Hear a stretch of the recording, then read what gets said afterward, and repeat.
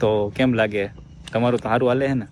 ના અત્યારે ભગવાનની દયા છે ફૂલ. તો વાંધો નહીં. અમારે લવ મેરેજ કર્યા હતા પણ 2 વર્ષમાં આવીને ઠીક. પણ યાર હું ઈ જ વસ્તુ ક્લિયર કરવાનું છું કે ભાઈ આ બધું શું હાલે છે યાર, બધું છે શું કે ખબર નથી પડતી. કોનો વાંક છે? તમારો મેન વસ્તુ વાંક બંનેનો હશે. હું એમ નથી કહેતો મારે એકનો જ વાંક હશે, વાંક બંનેનો હશે. પણ આ મોગા વસ્તુ છે ને, જે માણસને કેવું નહીં, અંદર અંદર બોલવું છે. અમુક માણસ કેવો હોય ખબર, બોલે નહીં, મનમાં રાખે. આ મનમાં રાખવું એ વસ્તુ છે ને એકવાર બહુ મોટું થઈ જાય. એટલે ધમુભાઈ મેં પેલા વિડીયો જોયો ને તો મને એમ થયું પ્રેન્ક છે.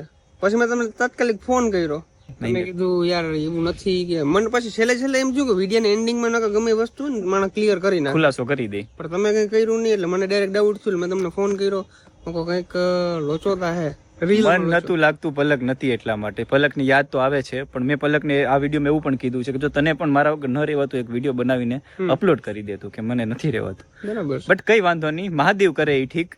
કઈ નહીં, આમાં શું છે ધમુભાઈ ખબર, ગુસ્સામાં આડાવડું થઈ જાય. પછી ગુસ્સો ઠંડો થાય ને પછી એકબીજાને કદર પાછી